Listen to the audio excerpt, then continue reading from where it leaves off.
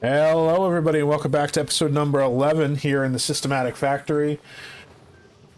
We are here looking at our kitchen. I've done some work on it. The last couple of days, I have been recovering from dental surgery, so I did not want to do any progress without it being on camera, but I also couldn't really do too much because I wasn't really able to talk. So I just did some redesigning here in the kitchen, which we did on the last episode, and did some decorating. So I'm going to show that to you. Before we get to it, I wanted to just give you a quick channel update.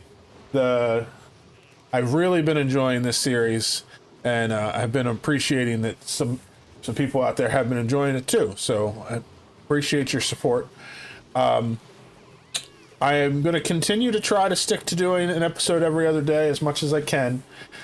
But that being said, the holidays are coming up, and I'm going out of town.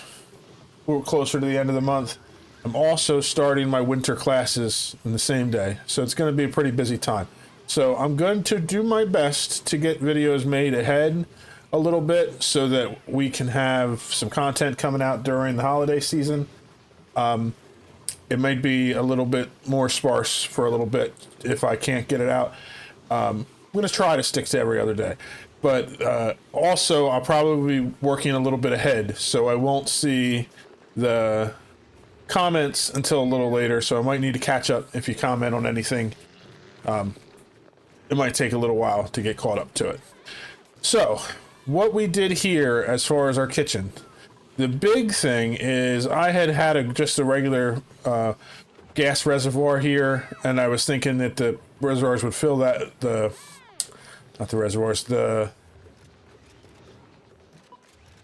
geysers would fill that up, and then we could send the excess off and it would be no problem.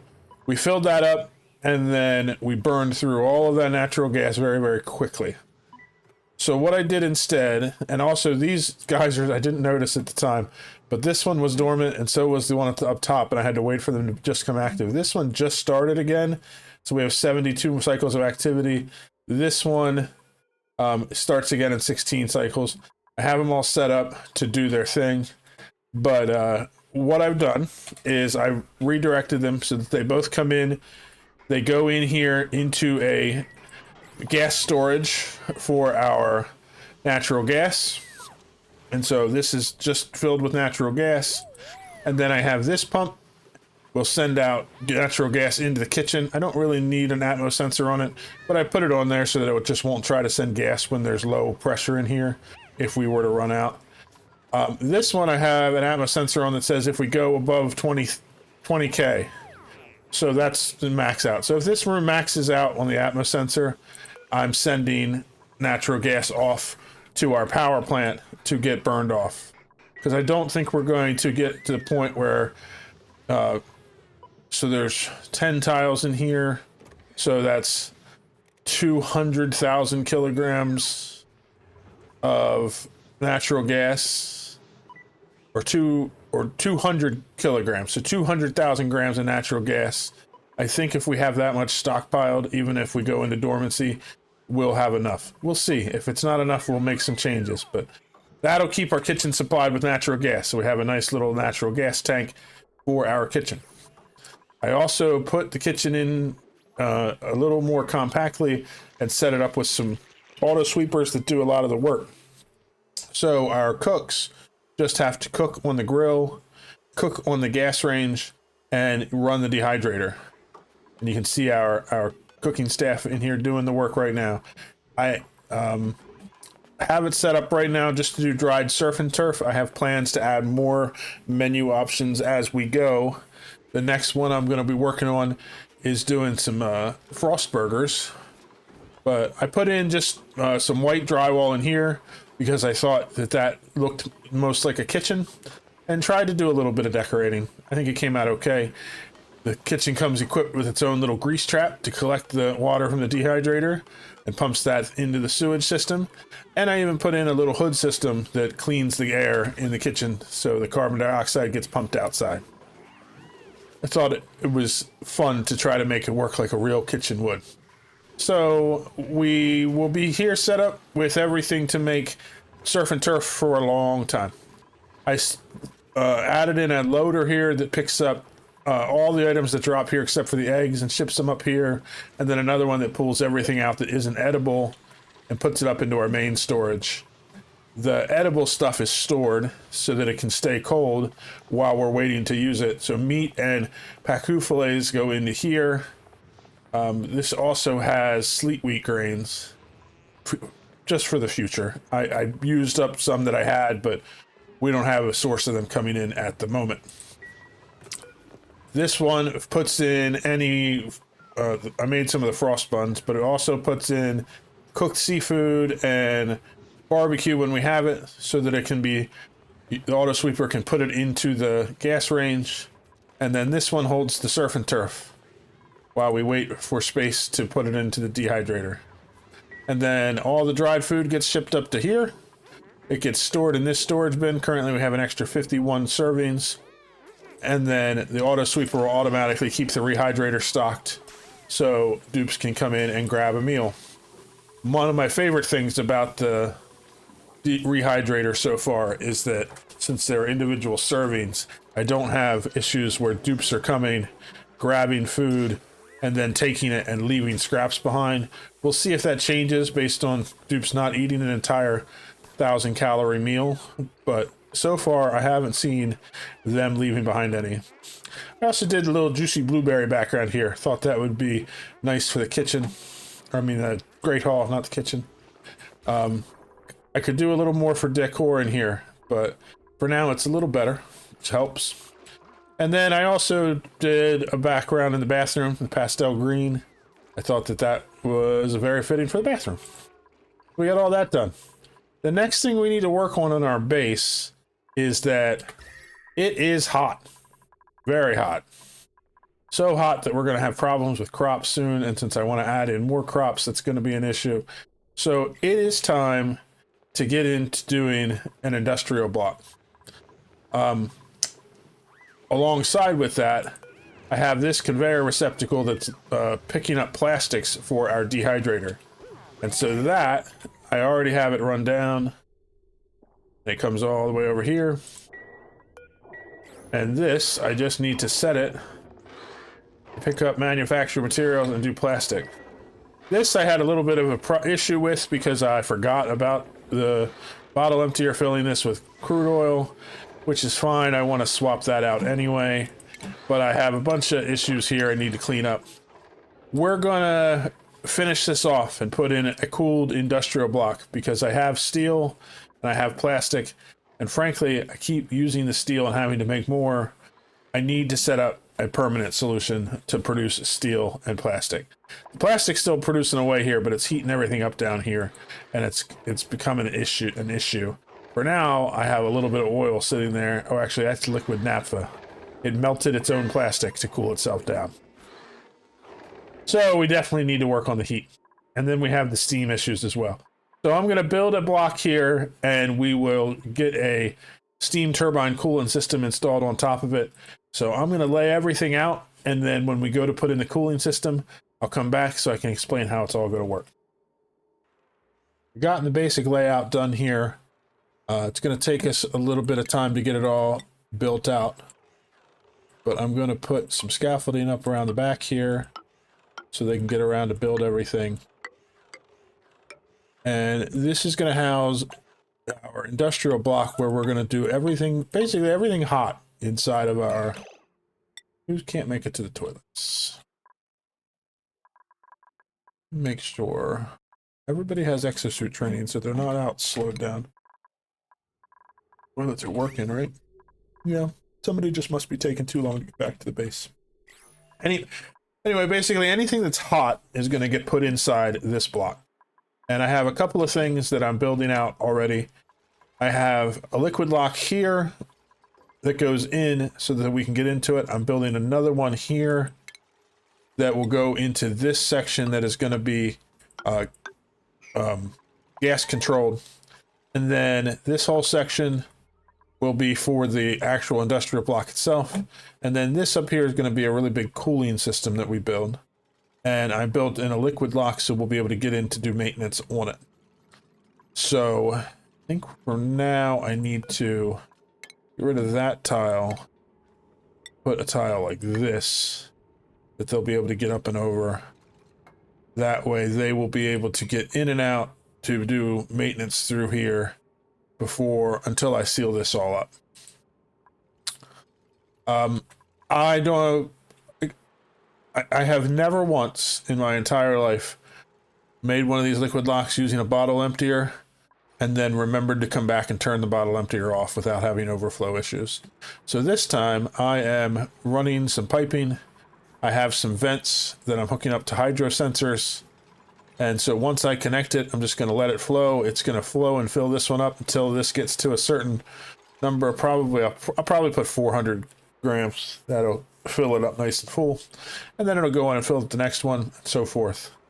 And then that way I can just let it run while we're building and do things. I am going to do it with petroleum because right now petroleum is the best gas I have. I have some that's spilled down here, so let's take a look at it. Petroleum goes all the way up to 539 before it turns into sour gas, and it goes all the way down to minus 57 before it turns into solid petroleum. So we have a big temperature range in our pipe, so we're going to be using a lot of it for now. We do have some better ones down the road for different things, but for now, that's the best I have. Oil, on the other hand, it's pretty close. It goes to 400 and minus 40. But if we go below that, we're into the waters. And polluted water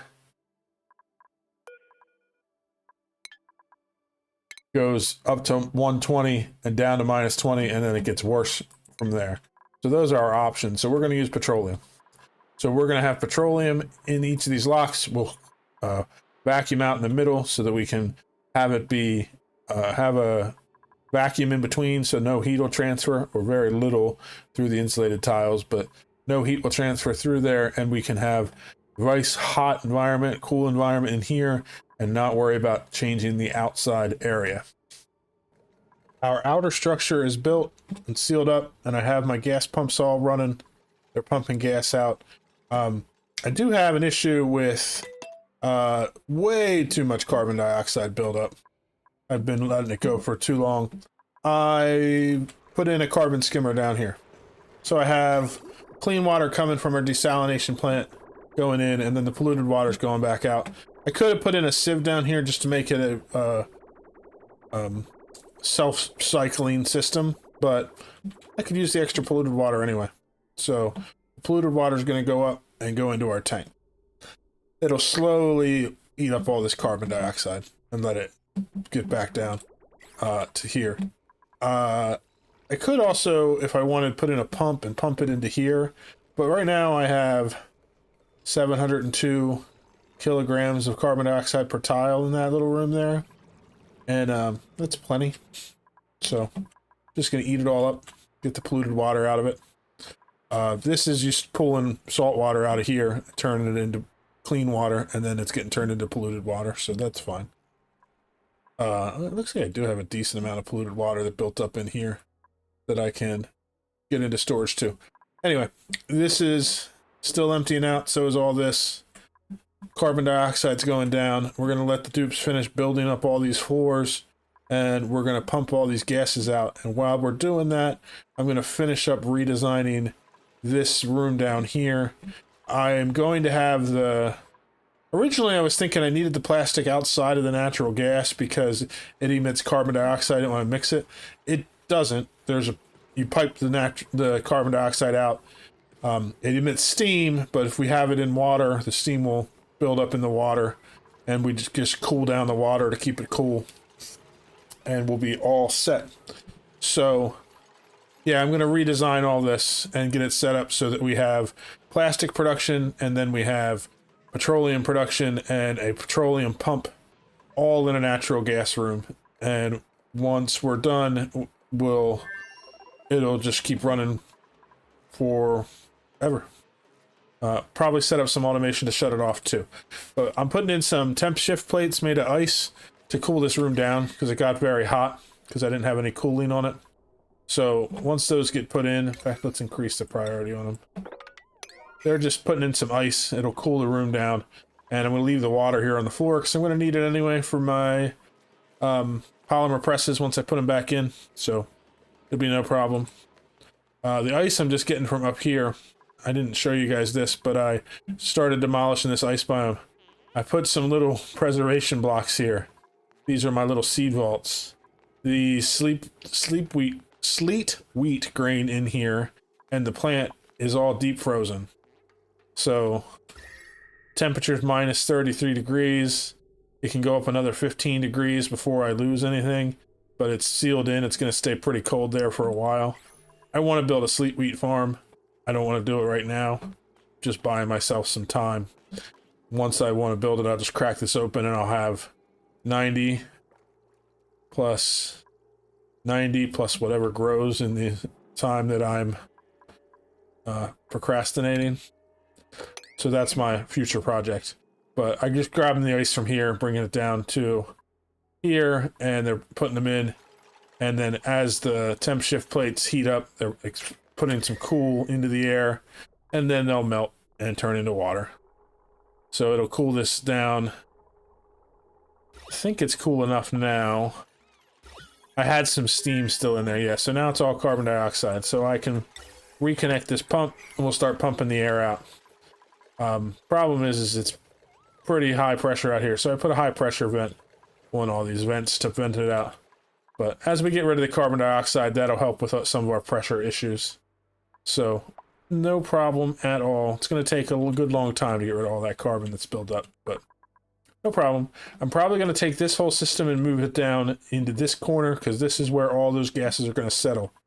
If I build this so that eventually when all this water is gone, I'm going to build this so it's flat across, and then everything will just settle in this little room here, and this will be my gas processing room for the dense gases.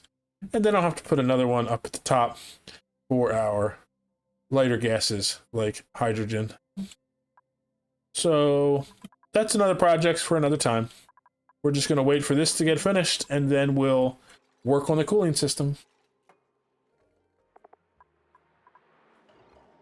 Gases are still being pumped out in here, and I still need to finish some of the automation for our plastic room. But for now, everything is good. It's hooked up, and it'll start doing its thing. And we'll come back and automate that in a minute. Up here, I am pumping gas out of this room because I am going to be pumping hydrogen in it to make the cooling a little more efficient. But I wanted to show you how you can do this without pumping the gases out if you want to for yours. So I'm going to set these. First, I want petroleum in here. So I'm just going to set all of these the same settings, and our dupes will run and get us petroleum. I actually need to set a place where we can get that. I did not finish that yet. So I'm going to put a pitcher pump down here to do it. But basically, we're going to do a layer of petroleum across the bottom of this room. That's going to stay in there. It's just going to help with some heat retention so that the steam room stays steamy as much as possible. We may have enough petroleum already bottled up. We'll see. Maybe I don't need to set that thing up yet. I need to do it soon anyway. But basically, all we want is a thin layer of petroleum that goes the whole way across the bottom floor of this room. That's going to stay there. And then as the steam builds up heat, the petroleum will get hotter. The petroleum can go all the way up into the 500s, so it's not going to get that hot. But it'll retain some of the heat so that when more water is dumped back into this room, the petroleum is already hot, so it'll turn to steam faster. So we don't need a thick layer, so that's good. We can actually stop doing petroleum now. Let's copy the setting across. The next layer, you can either do polluted water or salt water. I prefer doing salt water because then I don't have to deal with the off-gassing. But you just set that to all of these, and you do a layer of salt water across. The salt water will rest on top of the petroleum because of its higher density. Again, I think I need to put in a pump, pitcher pump for the salt water. I have one for water. Oh, over here I'm slowly working on converting this walls to airflow tile. Because of the gas pressure that's built up, I've been having issues with insulated tiles almost cracking. Look, I actually had one crack right there. So if I hadn't put these in, that would have been a real issue. Just in time. So I put in a new pump. I'm going to get rid of this pump. And I'm going to rerun this line to come over and connect like that.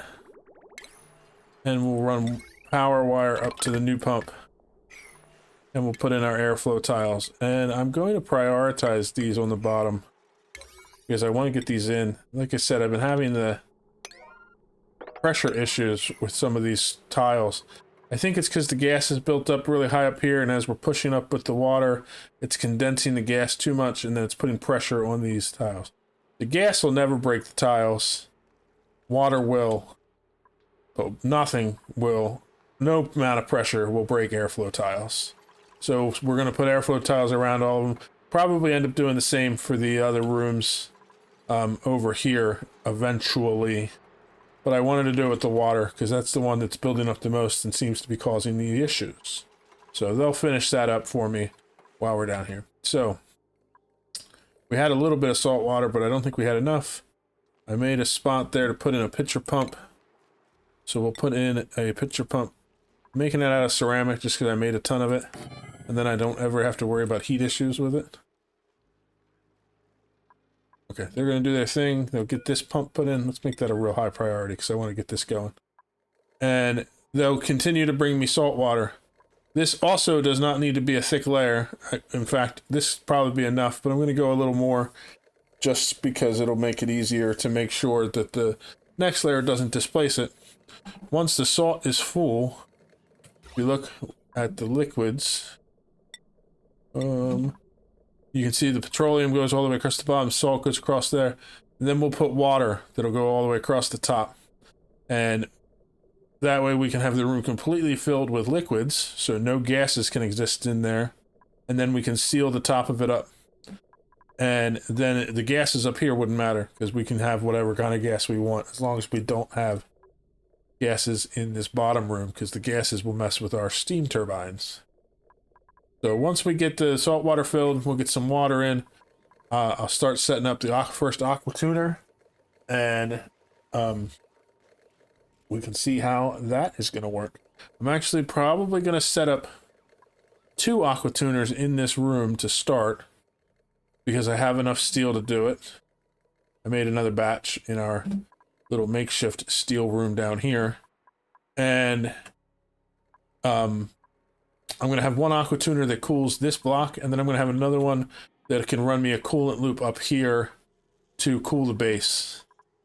And I'm considering putting in one that goes from here up here to cool up a deep freeze spot, but I think I'll do a local solution for that down the road. For now, I'm trying to get the balance here correct. We have way more cooked seafood than we're getting barbecue. So I cut down on the amount of fish in here. Ironically, I made it big enough that we can fit 15 fish, and now I'm down to keeping 9. Because we're just making way more paku than I thought we would. And I don't need that much. But very shortly, I'm going to be using these shovel eggs we got out of the printer to make a shovel farm, and so we'll be swimming in barbecue. And so that will not be an issue. We'll end up with more barbecue than we have cooked seafood. Eventually what I'll probably do is put in the deep freezer. Like I said, I'll just have a spot that's deep frozen that these auto sweepers can reach instead of the refrigerators. And then that way I can store the cooked seafood and the ingredients indefinitely, and then we'll just cook it as we can. But for now, I'm just trying to play around with the refrigerators. This early game, I don't mind if I lose a little bit of food because we don't have a ton of it. Later on, I want to have a permanent solution for storing those ingredients, because if I get a couple million calories, I don't want them to fail. Ooh, it looks like I'm having an oxygen issue here. I think it's just a priority issue. I'm going to have to find a better way to do these. This did work for a while, but it was supposed to prioritize getting gas to the certain ones, but it's just not working.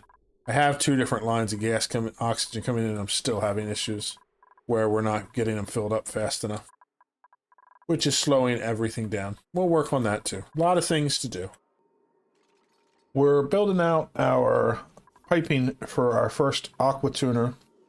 But what I need to get is a power wire that will allow me to connect the steam turbines to our grid. That way any excess power can be dumped off into the grid. I want it to be temperature sealed. Normally you put one on the side that goes through the insulated tile and it allows heat to transfer in and out. And it bugs me. So I'm going to try to see if I can get this to work. So basically what I did is, this room's vacuumed now.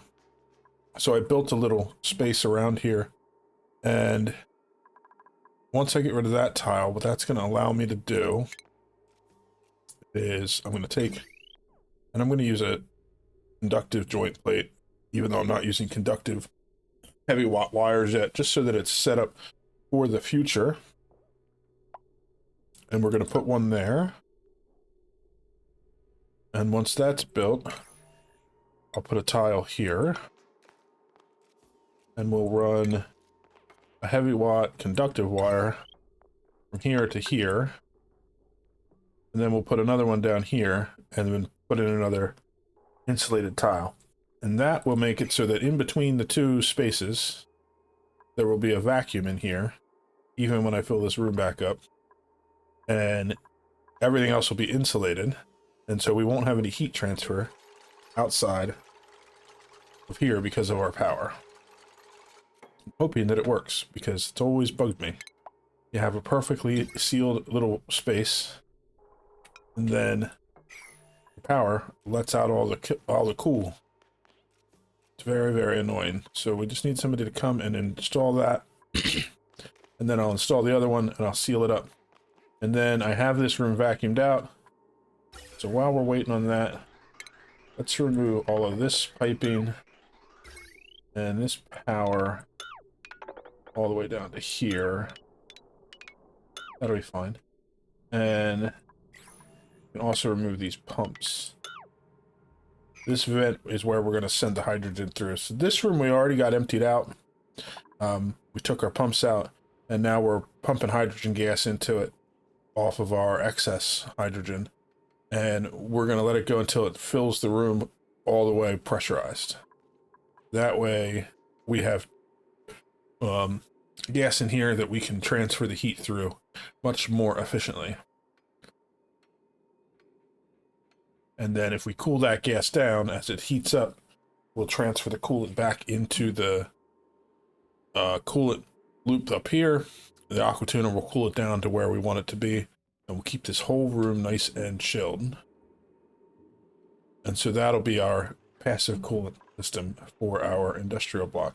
And then we're going to put our refineries in with some active cooling that goes into this room to boil this water into steam and keep our system nice and chilled. So we're just waiting for everybody to get everything finished. Let's set this to a higher priority. So I want to get this corner finished. And then once we're done, we'll remove these blocks on the outside that are temporaries.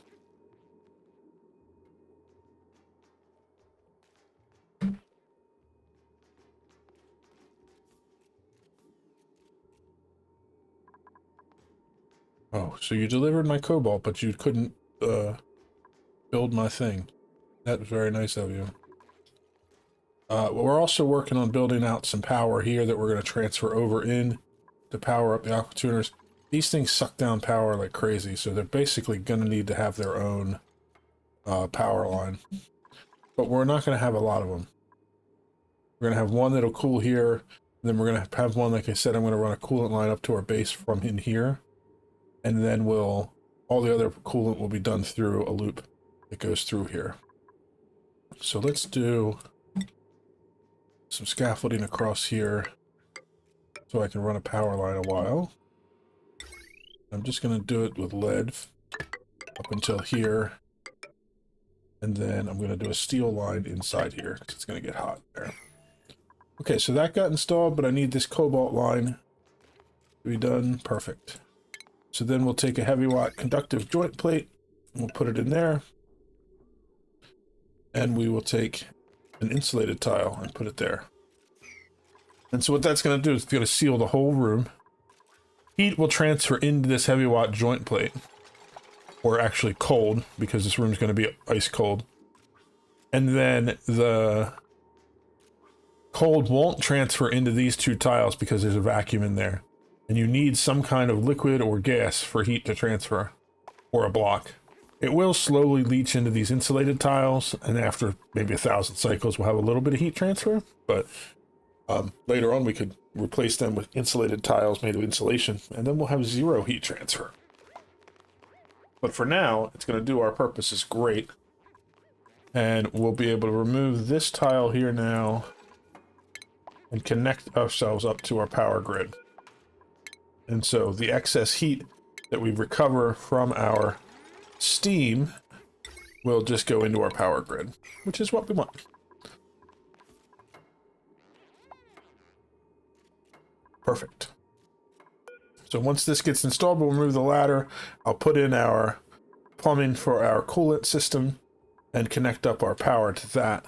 And we'll get some active cooling going on. I moved all of our steel production from down here in the oil biome up to our industrial block, which is now pretty much finished. I'm still doing some bits and bobs here. Ran out of cobalt ore, so now I have 2 pieces of copper, making my build look nasty. I'll fix it later. Power is over here. I don't have any cooling for the power yet. I'll fix that later. But the refineries are all across the top, so they have coolant loops that go up into the steam room. This is not my design. I'm sure everybody knows that. This is from years of watching lots of people do it and adapting what I have. Mostly Francis John. If you haven't watched his videos on these, do. He is much more informative than me. Anyway, the metal refineries are filled with petroleum. The petroleum goes up each time a process is done, and it goes into the steam room, goes in, it's pretty hot, it loses some of its temperature, and it goes back down. So it continually heats the steam in this room. This was just water, now it's all the steam. So once the steam gets hot enough, the steam is not below 125. But once the steam gets hot enough, it'll get picked up by the steam turbines, which will cool it down and dump it back out. Is there a reason?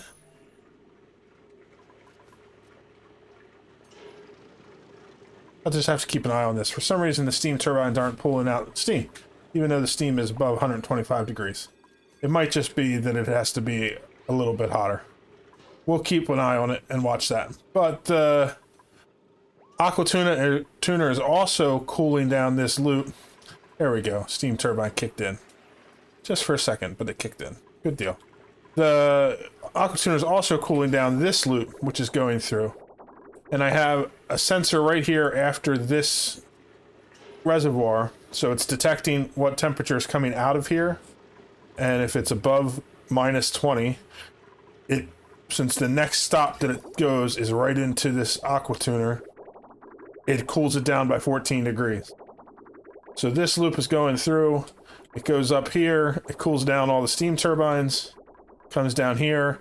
Right now it's cooling down the polymer presses, and it's cooling down the refinery, and it's going back up. We can connect it to do some direct cooling. We can add in some radiant pipes to cool off around the outsides to cool the room. A lot of ways we can do it, but we'll eventually get it so that this whole room is ice cold. And that way we can just throw heat into it. The heat will get absorbed into the steam room. Steam will get processed by the steam turbines, turned into power, and the steam gets cooled down to 95 degrees and dropped off back into this room. Just a constant loop. Once I have this finished and I can make a second liquid lock coming in, I'll make an entry into this area from above, close this off so we can still get in here to do some changes as needed. Still have some stuff in there I want to clean up, and I want to be able to add another aqua tuner for the base later. But for now, we have steel production, iron production. This one is gold production. This one is tungsten production. And this one I just have so that I can queue up stuff as we go. If I have cobalt I want to do, copper I want to do, that kind of stuff. This is going to be our lime production. So we'll do all the lime here, and it'll just keep doing it forever.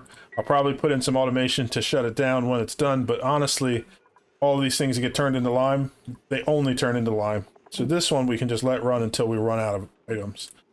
Down here I have refined carbon and ceramic. Autosave. I'm going to have to change the autosave so it's not as frequent. It is getting longer because we're getting farther in. So I'll probably change it to every 5 cycles in a little bit. So that's great. Everything in here is going to stay cool. If you look down here, we were having heat issues. We've already cooled it down into the orange. Soon it'll go down all the way to the blue. It'll just take time because the petroleum we put in was pretty hot. So we're cooling it down, but it takes time to do that. So every time it passes through the loop, it's going down to 32 here. When it comes past the steam turbines, it's back up to 38. Once it gets through this area, cooling this stuff down, it's back up to 45. And so it's starting all over again at 46. And it goes back down to 32. Gradually, slowly, over time, this will cool down the entire reservoir in here. And it'll keep going until all of this gets down to -20. And then we'll have a nice cold loop that goes through the whole area. And right now we're up to 3 of the steam turbines firing off. We can do all 5. We can put in another one.